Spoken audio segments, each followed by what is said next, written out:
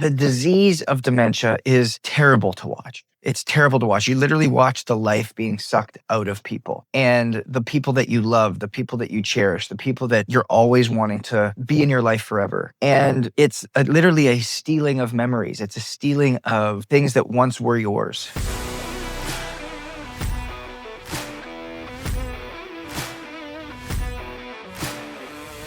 Hey, everybody, welcome back to the Own It Show. I'm your host, Justin Roethlingshoefer, and I am so excited for just today, just an immense amount of gratitude. And I think as I've just heard a lot of the chatter in the backgrounds, a lot of messages that have been sent to me, that the last series that we did on really taking ownership of your health and looking at the cellular health of the individual and how that can be compounded with those three different ways has really made such an impact. And I hope it's done the same thing for you.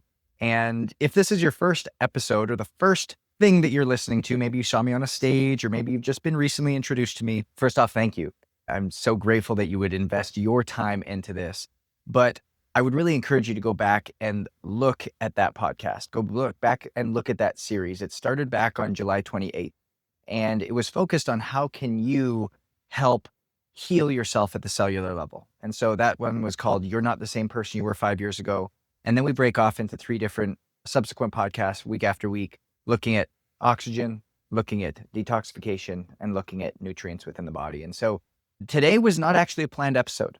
It was something that has been put on my heart because of a couple real life situations, actually. And so we're going to dive deep into Alzheimer's and dementia and what you can do to proactively prevent it, what you can do to put something in action that will create change, not only for you, but also for your loved ones, be able to set you up in a more powerful way. Because when we look at the data, dementia and Alzheimer's and the rise that we are seeing it's actually really scary. And it's something that's near and dear to my heart, near and dear to my family's heart, and something that we're going to dive into a little bit today. But if what I speak about today resonates with you, all I ask is that you would share it, that you would subscribe, and that you would ultimately just leave a little review, because I know it sounds little and it doesn't seem like it's a big deal, but it actually has a massive impact in expanding our reach and helping the people that need to hear this information actually hear it. So if you're willing to, if you're able to, if you're wanting to, that's all I ask, is that you would pour into us that way for the value in which we provide back. And so today, as I mentioned, is Alzheimer's disease and dementia prevention. How do we actually step into it? What does this actually look like? Because if I look back at my family history, my great-grandmother died of dementia. My Oma, or my grandmother, is currently stage 5 dementia. She is ready to pass away any day. And this past weekend, I went home to Edmonton for my sister's wedding, and I saw my uncle for the first time in probably 5-6 years. And as he sat down, we started to have a conversation, and within about 15 seconds, I knew something wasn't right. He asked me to turn something on, and I said, "What would you like me to turn on?" He goes, "That thing over there." And I was like, "The TV?" He was like, "Yep, that's what I'd like you to turn on." He then couldn't figure out the word for coffee maker. He then couldn't figure out the word for glasses. He then was discombobulated at the wedding and not knowing who was who, not being able to understand or recognize who Elise was. And it was a vivid and difficult situation to watch because of how quick the decline was. And when we think about this, my great-grandmother, my grandmother, now my uncle, it's only chasing after my dad and I. And as my grandmother went on this journey, probably about 7 years ago, and watching my parents and how hard my dad's worked, how hard my mom's worked, the grace in which they've gone about caring for her, the hardship that it's placed on them just from a sheer energy standpoint, it brought me to wanting to figure out, okay, how can I help within our family dynamic? And so about 3 or 4 years ago, I really started to do a lot of research on Alzheimer's and dementia, and really started to get to the root of it, help understand it, really kind of see it, because it's one of those things that I think is not talked about, but also very misconstrued in terms of our understanding. And today I really wanted to go in depth on some key studies and give you some takeaways and real life applications, even a a couple of frameworks that you can follow that will help to put you, your family in a better position. And so when we think about what Alzheimer's and dementia is, there's a couple of things I think we often forget or that we think that that are life sentences. And the big thing that we have to know is that 50 million people in America have Alzheimer's and dementia today, and that number is set to triple by the year 2050. And according to a lot of different economists and a lot of different people who are looking at this, is they believe that by the year 2050, if there's not a major change within the healthcare ecosystem that we currently operate today, that by the year between the year 2045 and the year 2050, the tripling of Alzheimer's and dementia in our country will be the collapse of the US healthcare system economically as we know it today. And I think this number of 50 million and then tripling to 150 million over the course of the next 20 years, not only is it scary, but it also has us step back and realize that Alzheimer's and dementia doesn't happen overnight. And in fact, people that will be a part of that number already have it. They're already going down that road. They're already stepping into it. And what I want to speak to people with is if you have it in your family, it does not predestine your outcome. Because when they did a lot of studies and a lot of research, out of those 50 million people, only 1% of those people had genes that got them there. I'm going to let you sit on that for a second. Of the 50 million people that has Alzheimer's and dementia, only 1% of people had the genes that got them there. Everyone else may have had a predisposition, but it was brought on through their lifestyle and their environment. And so we have to realize that there are so many things that we can do to actually create change, that we can actually operate at a higher level, that we can actually do in a deeper state that's going to create change. Because when we look at the ApoE4 gene, which is the strongest genetic risk factor, it raises your risk by somewhere between 3 and 15%, 3 and 15 times, depending on the different alleles that are actually adjusted. And so even though you have a predisposition, it does not say that this is what you are going to step into, that you are going to have this type of process, but rather, take this out. Let me edit this. But the thing that I want you to understand is that even if you have that gene, the ApoE4 gene, even if you have that, it's simply a risk factor and you don't have to have it to still be at risk. And these are the things that are critical, because the things that you change in your early 40s and even into your 50s, those little lifestyle changes yield measurable reduction in such a prominent way. And I don't want you to give away the impact of what you can actually have in this process. Because when I started to look up, okay, what actually occurs in dementia? What actually happens? What's actually happening within our brain? Well, what happens is beta amyloid actually is a protective shield for the brain. And when it's released into the different cerebral spinal fluid, it sits there and pools in our brain, and thus we can't actually get rid of it. And the only time we get rid of it is during sleep, when our lymphatic system is active. And so if you go back 2 or 3 weeks ago to the podcast that I did on the detoxification of our system, the lymphatic system was one I spoke specifically about, because it is during deep sleep and REM sleep that the glial cells shrink and actually wash the brain with the cerebral spinal fluid that clears the beta amyloid daily. But because so many of us don't actually get into those states of deep sleep, we have this beta amyloid continue to build up. And so it's actually not the beta amyloid's fault of why it is that dementia and Alzheimer's is there. Actually, beta amyloid is necessary. It's that protective shield for the brain, as I mentioned. And what happens is, because it doesn't get cleared every night, because we're not prioritizing deep quality sleep, we actually end up crushing our neurological receptors. And the neurological receptors in our brain are so critical. There's actually 100 billion neurons in the brain, each containing about 10 to 15,000 connections. And so if we multiply that 100 billion times 10 to 15,000, that's a huge number. I don't even know what that number is, but it's a huge operating network. And so if you kill off 1 million of those neurons because you've had beta amyloid and different tau proteins build up and actually crush those neurological receptors, think about 1 million times 10 to 15,000. You're cutting off a lot of receptors, and each one of those connections is responsible for something.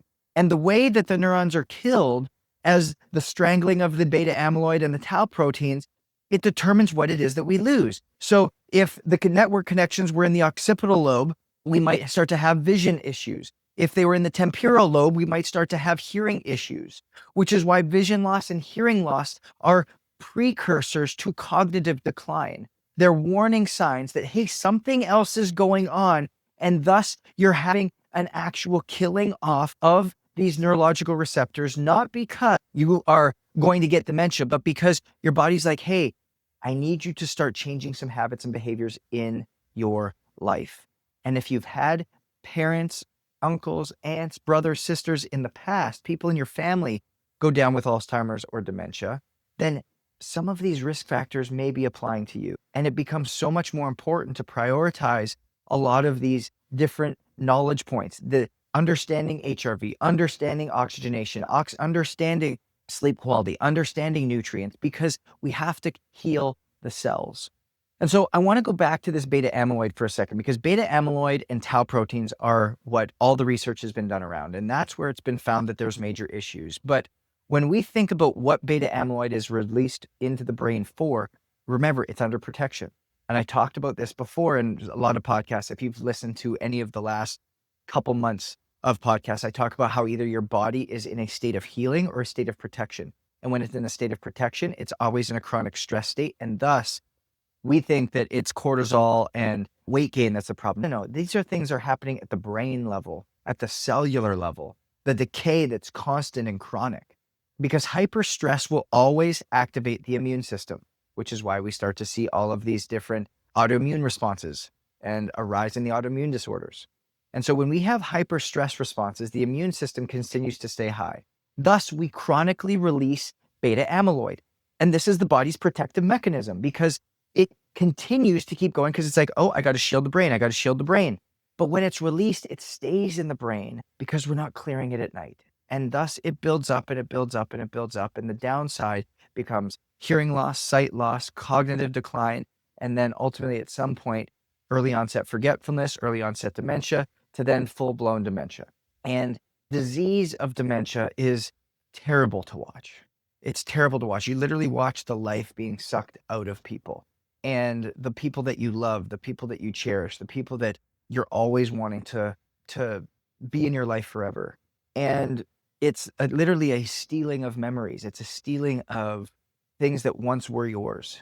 And so when we think about the emotional, social, and chemical factors that have a higher risk tolerance, smoking, poor mental health, loneliness, inactivity, all add to the likelihood of Alzheimer's disease.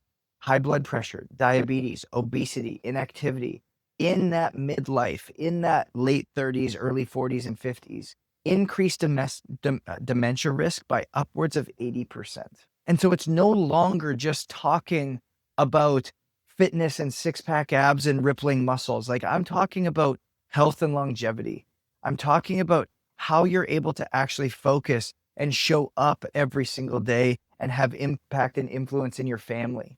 Like, what does this actually look like? Because when we think about the way in which our body functions, when we think about the way in which our bodies have been operating, there's a massive, I think, misconception. Your lifestyle interventions still don't matter. They're just not sexy enough. They're just not cool enough. Because if we look at all the data, all the research, all the studies, everything that's come out, your lifestyle interventions are still the best way to solve for this. And yet we're sick of hearing about it. We're sick of it's falling on deaf ears a lot of the times, but yet we're still not doing it. I saw a stat the other day that said about only 20% of the US population is getting the daily recommended. Forget about going over and above. Only 20% of the US population is getting the daily recommended amount of exercise.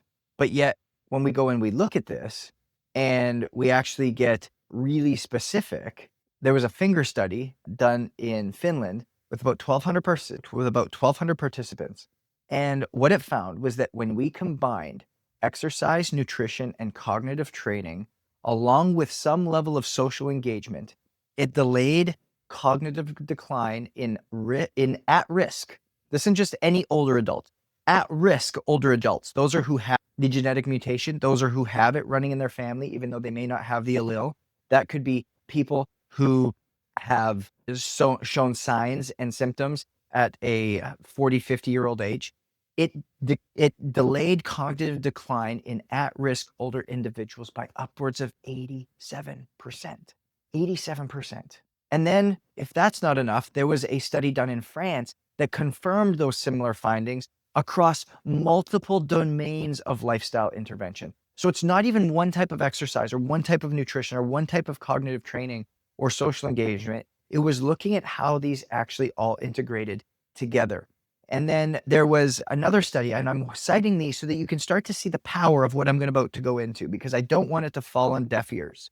There was a US pointer study that was a 2-year trial with 2,100 participants, ages 60 to 79. And what this trial demonstrated was that structured lifestyle interventions, brain training, healthy habits, diet, and coaching, not only slowed decline by upwards of 2 years, but ultimately stopped it for those carrying the ApoE4 allele, which is the genetic predisposition.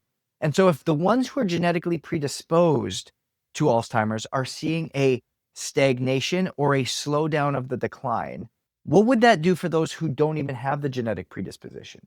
It's life-changing. It's life-changing. And so we have to step back and we have to start to realize that we have a lot of power in what it is that we're doing every single day. We have a lot of power in how we're operating. We have a lot of power in terms of how we step into a lot of these different changes that we do. But we have to step into ownership, because prevention is spiritual and physical stewardship. Sit on that for a second. Prevention is spiritual and physical stewardship. So many of us don't want to actually prevent anything. We just want to react once it's there. And if we don't think about it, we don't talk about it, we don't look at it, it doesn't exist. But that, by and large, my friends, is simply the worst thing that we can do. And quite frankly, it's just rude. The second thing is we need to look at pattern-based healing versus reactionary care. There's so many things that we start to know and understand in how we operate that we can start to look at certain patterns that can heal us from the inside out rather than trying to be reactionary. I remember sitting with my uncle this weekend, and as I'm sitting there, I'm sitting going, my God, this guy's been alone. He hasn't been really engaging with anybody. He's been trying to just live life by himself. And now we're going to have to seriously look at, like, okay, what do these lifestyle interventions look like? Like, what are we going to start to do? What patterns are we going to start to integrate into your life? And at what point can we start to slow the decline? And even though we think we're being preventative, prevention should have started 5 years ago, but now it's all reactionary. Versus I look at my dad, and my dad doesn't have these actions. He doesn't have these current signs. There's small ones maybe that have popped up here or there, but my gosh, we have the opportunity to be so proactive, so ahead of the game in helping to maintain his brain health. I am so glad. I thank God every single day that we put him into Own It 3 years ago, started to see these transformational changes in him. The weight loss, the muscle gain, the focus on quality food, the understanding of HRV and sleep quality, and the prioritization of this so that he's actually in a preventative-based program. And I truly believe that's why he started to see, he hasn't seen the same decline, and his younger brother is seeing a decline when he's not. And I'm just so grateful for that, because prevention begins before the decline.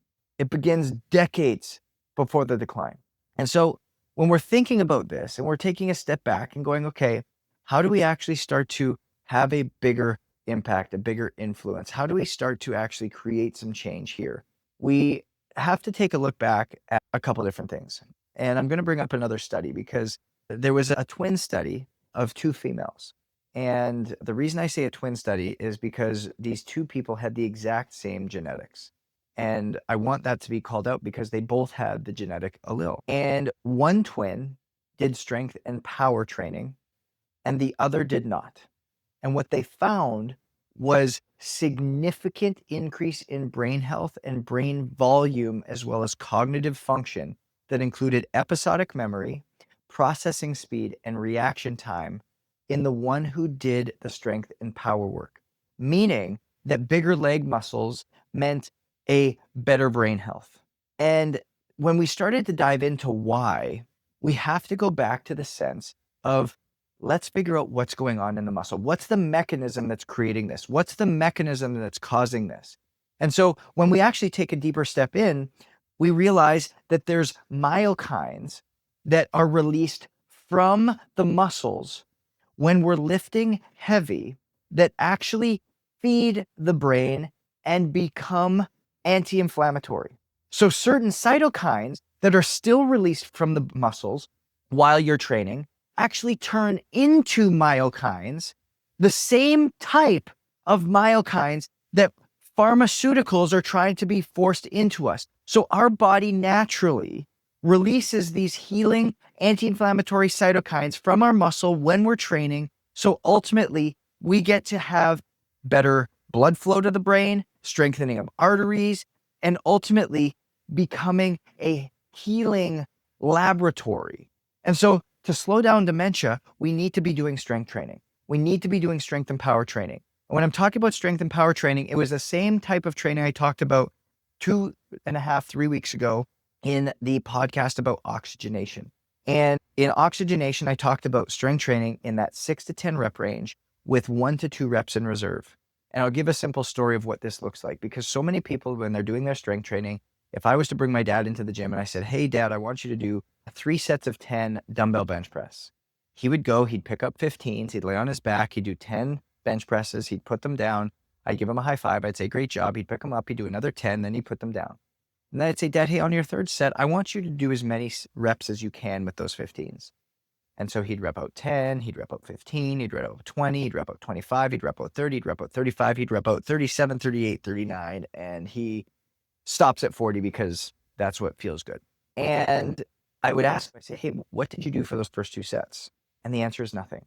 You didn't any type of strain on your body. You didn't release any type of myokines. You didn't release any type of cytokines. You didn't cause any type of stress or strain on your muscles to actually have to adapt to anything to get bigger. And so you're actually not doing anything. You're simply wasting your time. And that's why when all of a sudden I change the thought process, I change the mindset, and I say to my dad, hey, Dad, I want you to go into the gym and I want you to grab a set of dumbbells to do a set of 10 reps.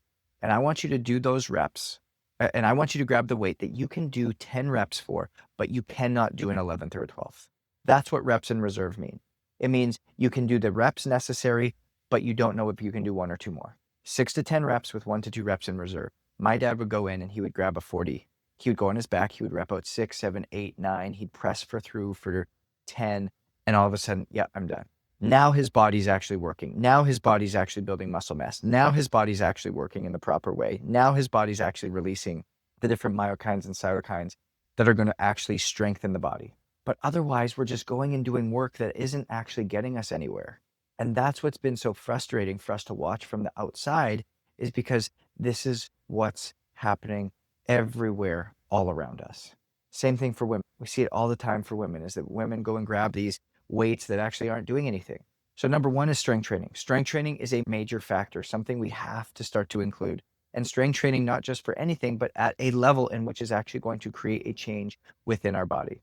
The other thing that has been shown to improve Alzheimer's and dementia symptoms and actually help us regress this is jumping, plyometrics, rebounding. So a skip rope, skipping rope, light plyometrics, actually being able to absorb these different types of weight, because again, it releases those cytokines and myokines that help with where we're going. And so when we think about this, it's not just weight training, but it's also exercise. And again, if you have any confusion about how these are working and what I'm about to say, I want you to go back and listen to the podcast I did on your body is not just, I'm going to actually pull this up here, what it was exactly. What if you're not just tired, you're just starving for oxygen? And that was on August 5th. Go back and look at that podcast, because what I'm about to say is, again, where the other studies show major impact for is zone 2 and zone 5 conditioning. I don't need you to be in zone 3 and 4. That's no man's land. Nothing happens there, because in zone 2, you're building cardiac capacity, allowing the body to be more efficient with utilizing oxygen, which thus gets more oxygen into the brain, which thus allows the beta amyloid and tau proteins to get cleared and released. Zone 5 training is that heavy, hard 90 to 100% of your max heart rate. This is your heavy sprints, your heavy intervals. Like, it's kind of like the puke feeling sometimes if you haven't done it in a while. And when we get into this zone 5, what it does is it creates such high pressure in our arteries that it starts to actually flush a lot of these different amyloids that exist within the brain. And so these are the things that happen. These are the things that naturally come back to this. Because when we think about exercise is literal medicine, exercise is medicine. It is literally creating the anti-inflammatories. It's creating the different factors that help protect us, and it's putting us in a better state to actually heal. And so this is what I need you to know. This is what I need you to understand. Because right now the FDA is even pushing for an IV drug. It's an Alzheimer's disease drug that per treatment is about 30 grand. It's an IV that you have to take. You usually have to do it once or twice. And what they're noticing is that when you're using this, it washes your brain. But with this, there's about a 4% loss in brain tissue. And it's causing brain bleeds and brain hemorrhages. And ultimately, many people are losing their life, upwards of about 20% of people. And so either you can start to go down that road and start to put yourself into these Alzheimer's and dementia chemotherapy almost, if you will, or you can start to do things and take ownership in a very natural way. Because remember, dementia's first sign is not a loss of short-term memory. That started 10 years ago. And so we have to start coming back to these.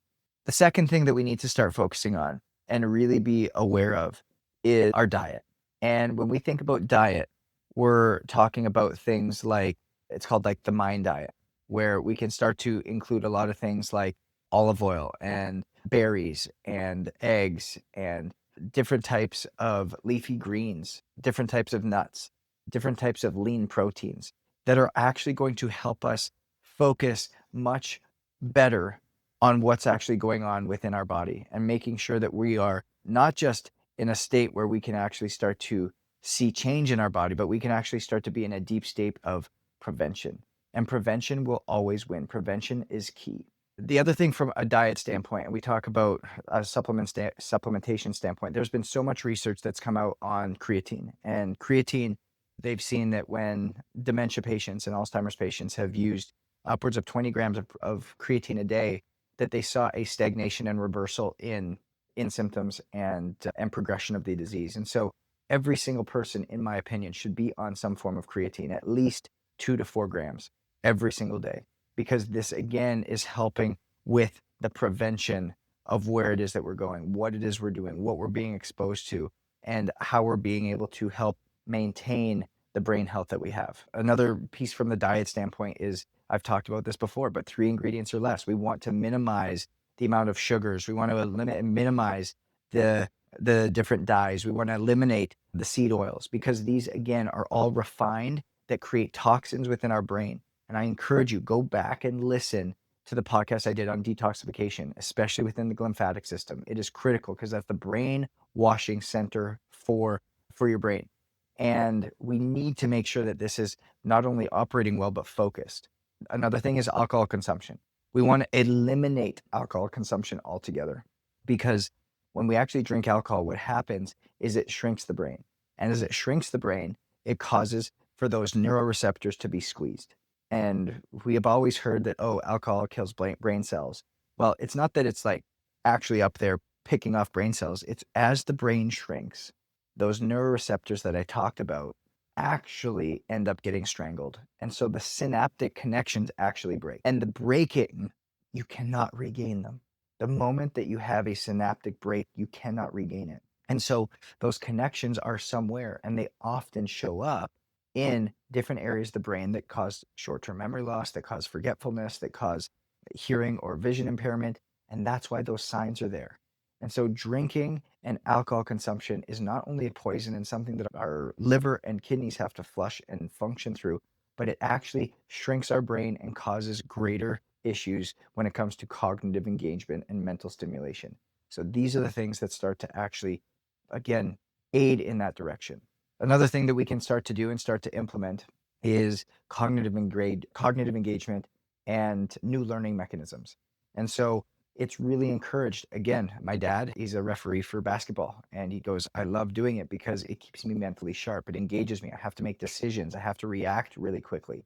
I've had people who we encourage them to go on to Harvard Online and start to take these free educational courses, things that they have to actually do tests for, study for, learn from, learning a new language. If you're an entrepreneur and you've got these mentally demanding careers that you have to start to put things together, it's why when people retire, you see a massive decline. And this is where we start to really see this pathology start. You can go and do little brain games. You can go online and get little brain games that are focused on reading or language or being able to do. There was one person that I saw, there was a study that was done that when you covered up your left eye or your right eye and you bounced a ball off the wall, being able to now just do things again that challenge your brain in different ways and getting out of the same routines, but having now to challenge them in powerful ways. And so when we think about it, you've got exercise, you've got nutrition, you've got different types of brain stimulation, you've got elimination of alcohol. Then we can start talking about sleep. And we talked about that a little bit. But again, if you go back to detoxification and we dive deep into this, sleep is the most important thing because the lymphatic system is only active during the deep and slow wave states of sleep. And the slow wave and REM states of sleep. And we need to be there in order for the washing of the brain to actually occur. And so many of us are seeing this decrease in sleep, decrease in quality sleep, increase in stress. And so we're causing this play. And I think this is so unique, right? Because this past weekend when I was at the wedding, I got home at 4 a.m. one morning after breaking down everything from the wedding and really kind of helping up clean up. And the next day we had family over. So I think I was in bed at midnight. And that's not my typical routine. And I said to my mom all weekend, I was like, man, I feel like I have Alzheimer's. I feel like I've got dementia. I feel like I'm not as sharp. I feel like I'm not as mentally clipping on all cylinders. And I think a lot of us can resonate with that. That doesn't mean you have Alzheimer's and dementia. That just shows you the impact of sleep. That shows you what mental cognitive decline actually feels and tastes like. And so when we now focus and prioritize exercise, nutrition, and I'm going to go backwards, exercise, both from a strength and a conditioning standpoint, nutrition, supplementation, sleep, the way in which we're challenging the brain from different activations and engagements, elimination of alcohol, we can then tap into one of the last ones, which is things such as sauna, things such as red light, things such as hyperbaric oxygen chambers that all have shown to have massive impact and influence. Red light, because it eliminates inflammation. It gets rid of a lot of the inflammation that's sitting in the brain from the beta amyloid and the tau protein. The sauna, what the sauna does is it increases that sweating, that removal of toxins through the lymphatic system. It increases the heart rate. So thus it gets, again, more of the blood moving through the body, a reoxygenation of the brain. And then obviously the hyperbaric gets, again, pure oxygen into the brain so they can start to heal and help. And so these are the things that we can start to do. These are the things that we can start to put into play so that we don't sit and just accept our fate. We are much more focused on these things. We are much more focused on advanced monitoring. We're much more focused on going through a path and a program. And when we start to look at this, HRV is highly correlated to this because remember, when we sit into this, HRV is a measure of the stressors on the body. And when we are starting to forget, we're not thinking as well, it's going to cause high degrees of stress and strain. And stress is what releases the beta amyloid in the first place because it's a shield for the brain. And so low HRV is a great signal to your body and to your mind and to you that something isn't right. But I need you to lean into these key epiphanies, is that the genes only load the gun, but your lifestyle pulls the trigger. Just because you're predisposed doesn't mean that's your destiny, but you have to choose something different and take ownership of your habits and take ownership of your behaviors and take ownership of what you do on a daily basis, because it matters. It matters solely based on what you're going to realize in the long run. These lifestyle modifications can not only delay, but actually prevent nearly half of all dementia cases. Even high-risk individuals with high percentage of alleles and people with 4, 5, and 6 different people in their family who have had the same thing. Mobility, diet, cognitive activity, and social connection aren't optional. They are foundational for brain health. They have to be something that you lean into, have to be something that you step into, have to be something that is there. Absolutely required if you care anything about brain health. And then when you talk about faith and lifestyle alignment, I want you to be able to deepen the impact, because this is more than behavior. It has to be transformational. It has to be based truly in your identity and who you see yourself as. It has to be a thought process of stewardship, because when you see yourself this way, you're going to be able to step into something new. You're going to be able to step into something that actually matters, that is going to be truly formational in how you step up, because identity is not defined by history or genetics, but by choice and alignment. And the way you steward your body, the way you steward your daily rhythms, the way in which you step into spiritual obedience will truly determine whether or not your brain is healthy. I gave you this epiphany to me the other day when I walked into, back in 2008, BodyWorks, and I saw the brain, the spinal cord, and the nerve sequencing. That is you. That is what you're made up of. That is your nervous system. And your nervous system is the fundamental, foundational aspect of how your body's functioning, which is why HRV is such a key metric for being able to predict and look at how healthy and well you are from a brain health standpoint. And so I want to make sure that you step into this. I want to make sure that you realize how important this is. I want to empower you with these tools and these action steps to be able to realize something different. Because if you move weekly, zone 2, zone 5 in strength training, if you eat nutrient-dense foods, you eat anti-inflammatory foods, you eat foods with 3 ingredients or less, you supplement with creatine, you start to increase your DHA from the omega-3s, you start to prioritize restorative sleep and stress modulation, you engage daily in complex challenges that are purposeful and intentional, you actually have a system for this, you nurture relationships, and you're in community. You make sure that you eliminate alcohol. You make sure that you start to integrate sauna and different types of red light or hyperbaric into your days. When you start to stack all of these together, ultimately you can start to ask the question, you can start to ask your question, will your brain be healed for your 80th year, or will it be in a state of decay? And today, are your actions aligned with who you want to be tomorrow? Or are they ultimately sabotaging where you're actually called to go? And so as we sit into this, I've put together a little guide for everybody on how you can actually take some action and how this can be done.